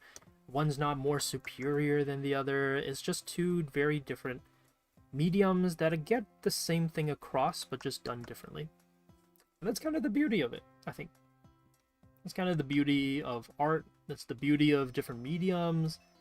You know, you can't really go like, oh, watercolor is the best medium, acrylic and oil colors, they suck. But it's like, you can't say that. There's nothing that comes from that. So, and it's the same thing with digital versus traditional. It's the same thing. I think there's no one is not better than the other, and each has their pros and cons, and yeah. Suddenly 30 minutes behind. Yeah, that's you know, standard Josh a stream. No. Always being behind a little bit.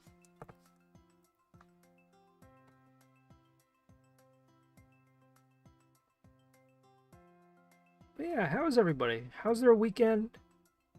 Hopefully you guys got some plans going on. I told the people who are here kind of a little bit a while ago, I'm gonna be doing I'm gonna go watch Hail Mary down the road, so it's gonna be fun. Oh, you know what? Okay, let me put some like magic stuff here. I don't know. Anybody want to give me a suggestion on what to draw onto the books that she's holding? We got 3 books here, so we got some options. Actually, you know, while I see if there's any suggestions that you guys have, I'm just gonna go ahead and color in the... Should we go with like... Let's go with kind of like a purplish kind of color. Yeah, let me know if you guys have any recommendations for the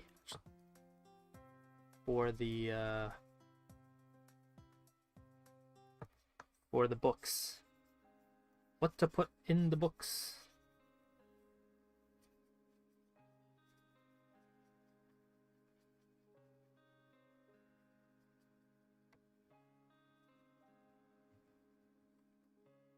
feel like I very rarely draw like this kind of turquoisey kind of color. I kind of like it.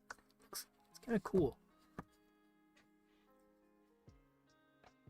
Maybe I'll keep it very pastel. I feel like that matches her vibe a lot. Go with like the purple color that I had before. Here, I'll put it here and here, and maybe the white. Keep like the white. I think that'd be kind of nice.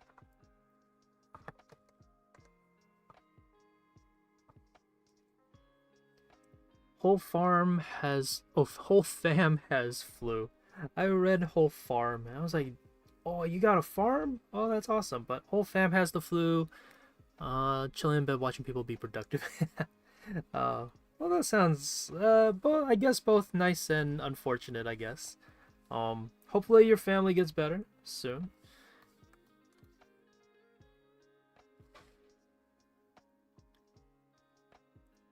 Fingers crossed, knock on wood, I have not gotten sick yet. So many people around me and their family members have gone sick, but so far, I have not gotten sick.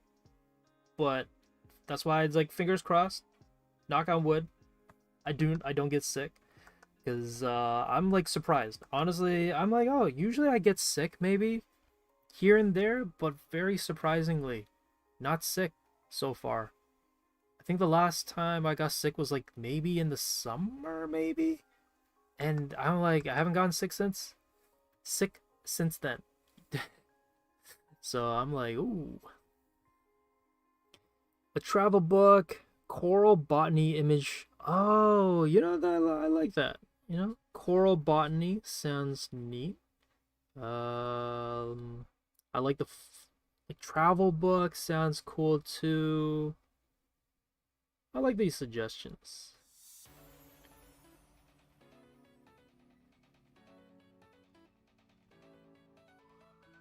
Yeah, I was my friend was kind of looking over some of my drawings that I did for stream. So this is a little bit of just like a random off-topic comment, but she was like, "You know, I noticed your characters, they're always looking to the left." And I was like, "Oh, are they?" And then I was like, "Yeah, that's something that happens when you're right-handed." So that's why this one, I made it. I was like, I am going to draw them looking to the right, no matter what, because I'm like, maybe I should change it up a little bit so that there's a little bit of some differentiation between the characters, so that when you go on our Instagram page, I guess a little shout out to our Instagram page. If you go and check out our drawings that I've done, or the drawings that I've done more specifically, hopefully they don't all just are looking to the left, because I didn't realize that that's what I was doing until someone brought it up, and then I was like, oh, you know what, that is true. I do kind of make my characters all look to the left all the time. So here's to you, my friend who pointed out that my characters all look to the left. I guess I am changing the direction of the face now to accommodate for that element or aspect.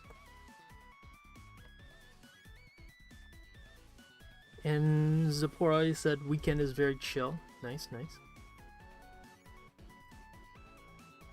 Yeah, you know what? I feel like, you know, after a hectic, crazy work week, or if your work week is busy or anything, I feel like, you know, just chilling during the weekends. It's just nice. I feel like weekends are for napping. Nice nap sessions. Can't go wrong with a nap session.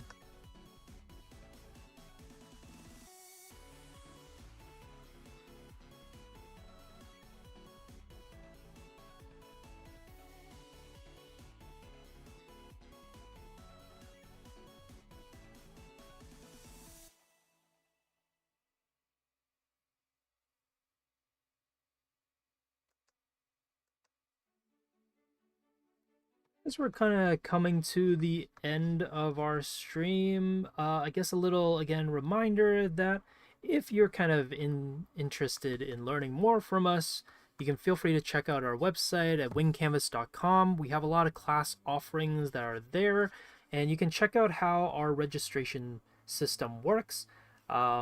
we are going to be changing some stuff down the road.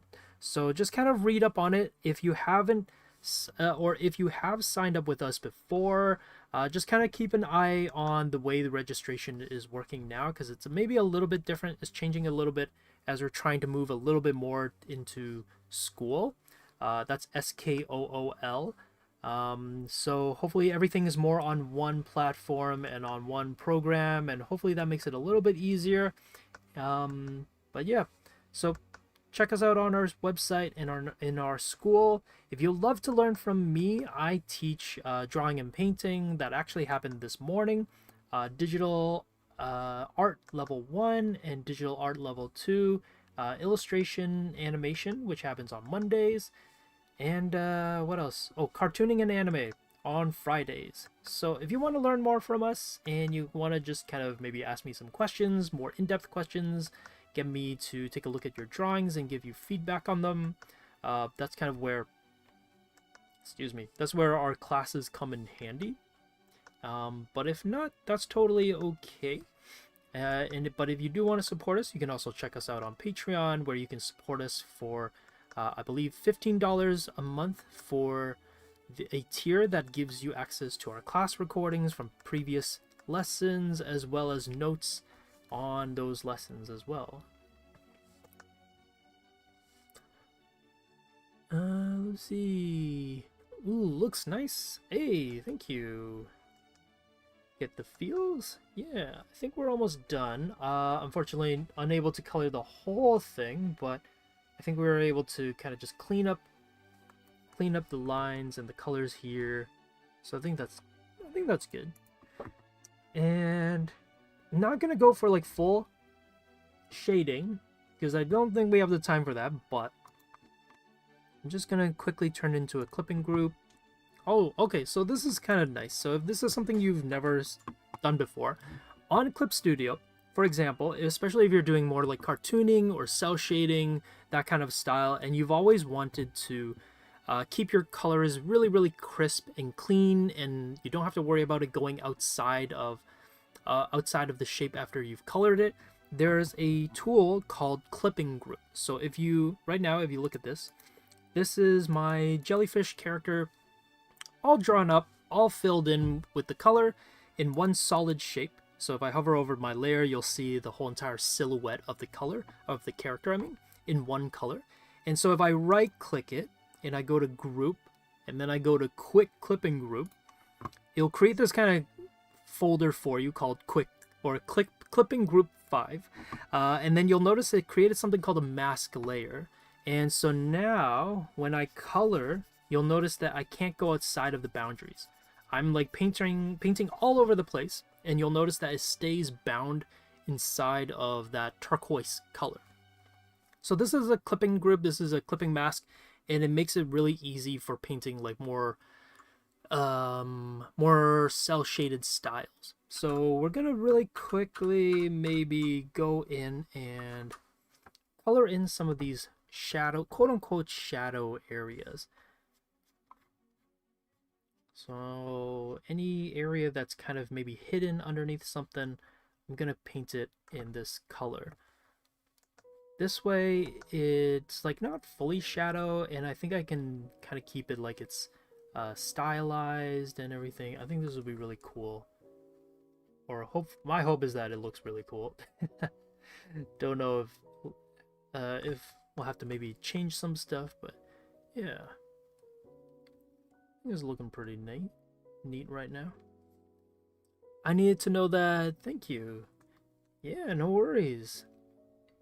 Yeah, my recommendation is if you're doing like a painting, I recommend doing it more with just one layer. But if you're doing like cartooning or cell shading, this is a very useful tool for sure, and I recommend checking it out.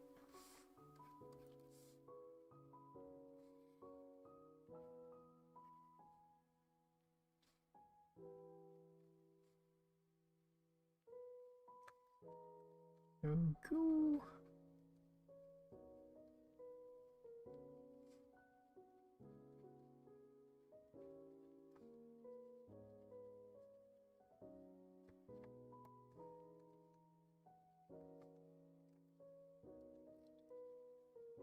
So since we have a few more minutes left, if anybody has any questions or has anything that they want me to answer, let me know and I will do my best to answer it. But if not, no worries. We'll just kind of color all the way till the end of stream. Unfortunately, I'm not going to be able to stay on as I usually sometimes do.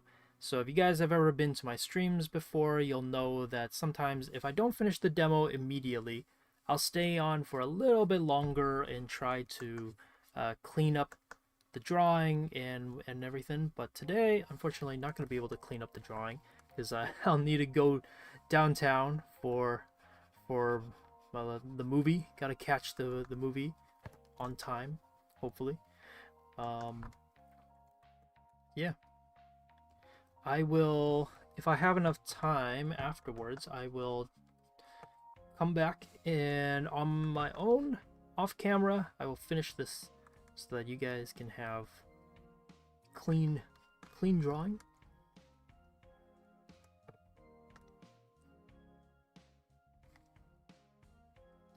Oh, wait, you know what? I totally forgot to just use the jellyfish colors.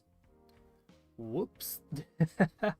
I was like thinking about it for some reason partway through while doing this right now. I'm like, wait, I could have just referred to her jellyfish, like the orange colors that were there in the reference. Oh well. Next time.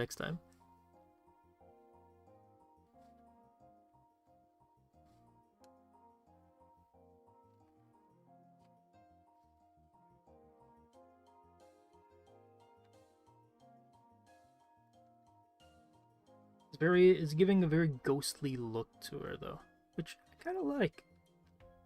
Kind of cool.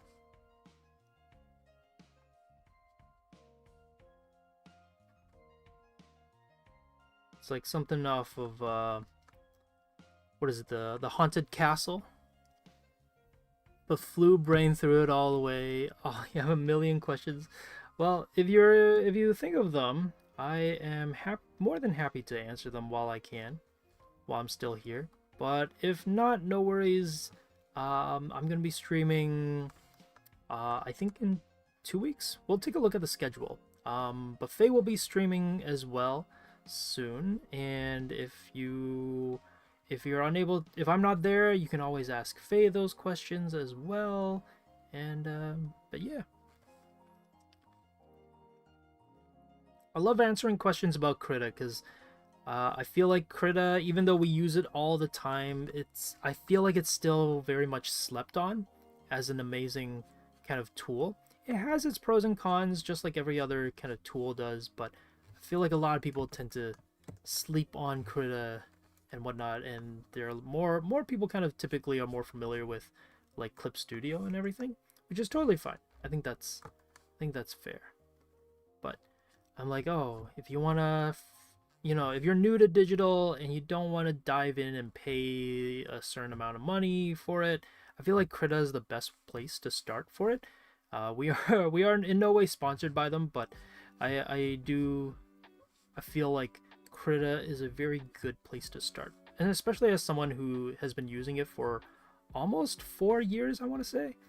I think it's a really good place to start for digital if you're new to it.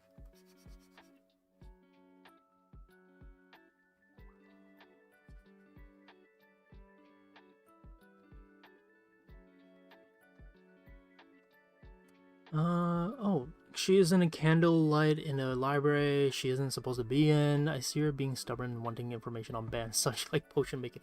I like your art, it tells stories. Oh, well, thank you. I feel like, you added a lot more story and character to it, but I really appreciate that. I like that.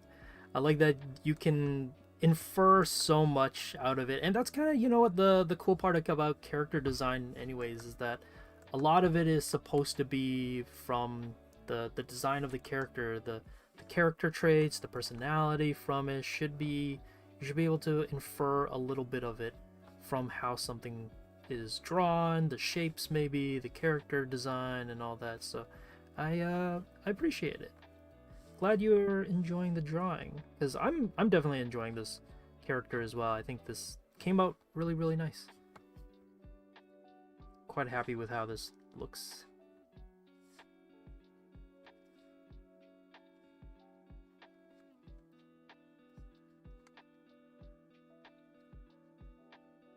Okay, what time is it? Oh, we got 6 more minutes. No. This is so close. I feel like I'm so close to finishing, but oh, you know what? This will all be in shadow as well.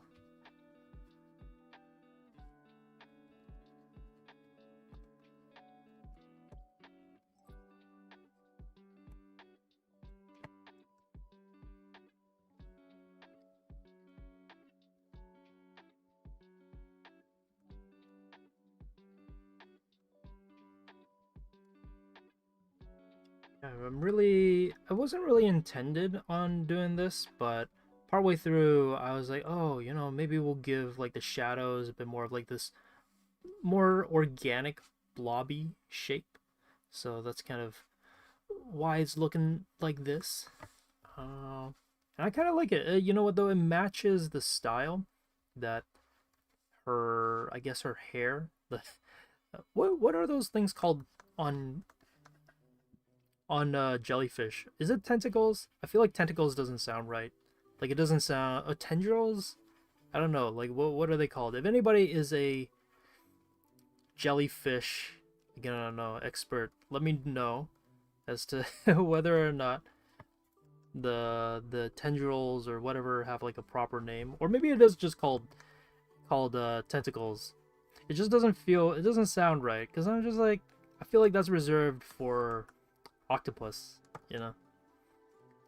Stingers? Oh, you know what? Maybe stingers. Yeah. Was there anything you wanted to be before you became an artist? Oh,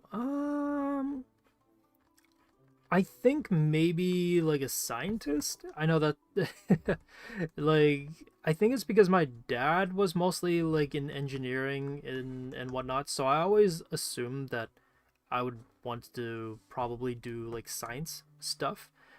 I don't know if I would say that that's what I wanted to do. It was just more like the natural go-to instinct was to be like in the science route. But yeah, that's kind of that was my initial instincts. Kind of very surprising. But you know what's funny though is that even though I'm not in the sciences and I was nowhere good at like I was like not good at science at all. Like memorizing everything. I think it's because science is very much about memory and just kind of memorizing all the tools and functions and all that. Although to be fair, art is the same thing as well. Whenever you're drawing, you're trying to recall and recollect something about how something should look and trying to recreate it. But I don't know. The something about art just didn't click with me as I got older, and art did. And then I just like, you know what? I'm gonna stick with it. And here we are. Also teaching. Teaching would not have been like a thing I would have assumed I would be doing. I don't know. It just never crossed my mind as something I would ever dabble into. But then one day my friend was like, hey, you know, there's this art place that's hiring. And this was not Wing Canvas, by the way. I like worked at a local Markham school like way before COVID. And then, not way before COVID, but before COVID and before Wing Canvas. And then when COVID hit, like a lot of teaching places, especially like smaller businesses, they kind of closed up shop. And then I was like, okay, you know, I should look for a job, like another job maybe while I'm like kind of waiting things out just to see where things go. And then I remember Wing Canvas when I was like in person, because we used to have an in-person studio, but then we had to close that down due to COVID and everything. And so I checked out the website, found out they were hiring a character designer teacher, and so I applied for it, and here we are, teaching. Yeah, who would have thought? Not me. Teaching was not in the playbook at all. Not in a bad way. It's just like I would not have ever assumed it. to be something I would be doing. Tentacles. Are they tentacles? Okay. I would not have known that. Okay, we're gonna really quickly just draw the icons for the books. Let me see where, and then we'll call it done. I mean, we're almost near done anyway. So okay, someone said travel. Oh, what should travel be? Travel, but it should be like, I don't know, fantastical, right? Fantastical travel. How would that look?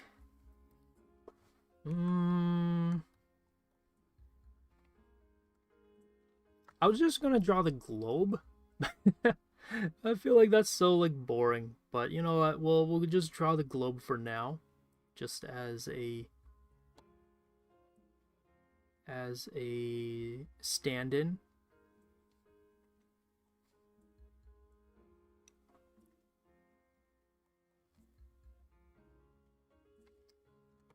Oh, and I gotta draw ellipses too. I gotta draw ellipses and match it with the globe. Why do I do this to myself?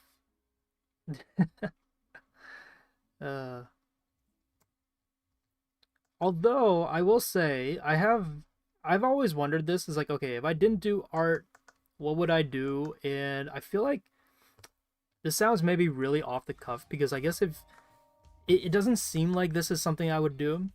I kind of, and I know that farm work is not, it's not an easy job, but part of me kind of wants to go into like maybe art, agriculture research. I don't know, something about working the fields and kind of researching how about like the earth and the soil, and I don't know, the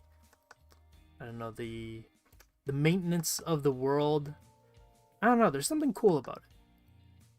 Maybe it's not for it's I'm definitely glamorizing it. I'm definitely maybe thinking about it in a way that it's not accurate or true to how the world actually is, but I don't know, there's something about it. There's something about agriculture that I'm like, oh, that seems really cool. I want to check out agriculture. I don't know. So shout out to all the agriculture people out there. Pretty sure they're called tentacle. Oh, a whale as a hot air balloon. Oh, I missed that. No. Definitely a more real, like a more creative take on like a travel book. I like that. It's unfortunate I didn't get a chance to see that before I committed to the piece, to the drawing.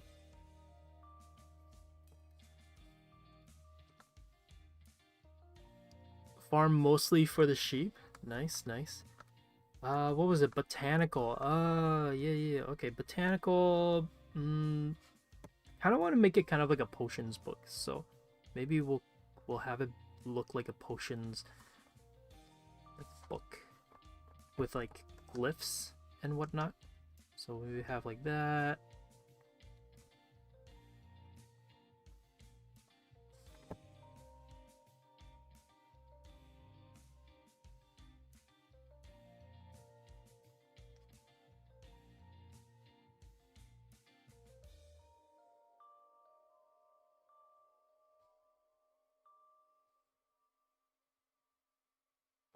There, kind of like a flower book.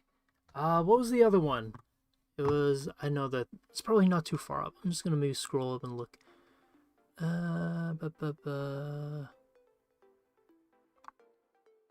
Actually, now I don't know where it was. Okay, I definitely scrolled a bit too far up. Oh, coral, travel book. Maybe just like a magic, maybe just like magic book. Draw like a normal glyph on it, like a summoning glyph. I think it would be kind of neat.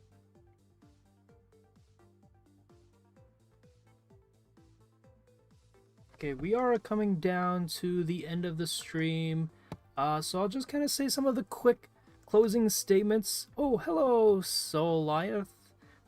But thank you all for joining the stream. We are coming to the end. But if you missed it, no worries. As always, we post these once we're done. They will go up as VODs, so you can watch them later at your own leisure. And what else? If you enjoyed the stream and you would continue liking to support what we do here, definitely like the stream and subscribe. And if you would like to support us, you can always check us out on Patreon and kind of support us there if you would like. And if you would like to learn further, you can check us out on School, where we have a lot of class offerings and whatnot. And if you're just curious about what we do here at WingCanvas and about our mission here, definitely check out our website at wingcanvas.com for more information. And yeah, I can't wait to see what you guys, I don't know, hopefully maybe see you guys in class. And hopefully maybe I'll get to see some of your drawings here. I think it would be like pretty cool. Also, I'm just drawing, what is it? These are just like glyphs. I don't know. Like Lord of the Rings style of glyphs. Okay, we'll just put that there as like a stand-in. Okay, cool. So I would say that I'm like almost done. You might be wondering like, wait, you're only almost done? What else is there to kind of to do? And I would say that I think if I was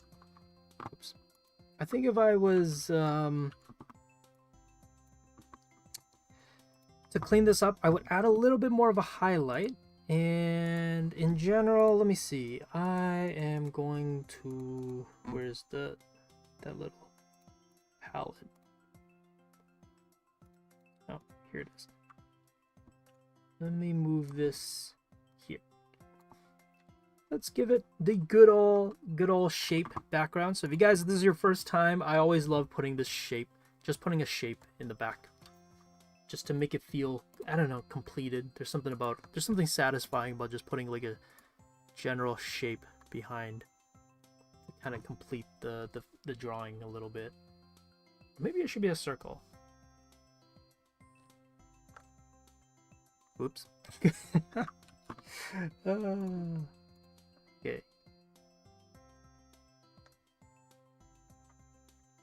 Did that work well? I don't know. Maybe let's go with like a... This is the nice thing about digital. You can change it so quickly. Try something out.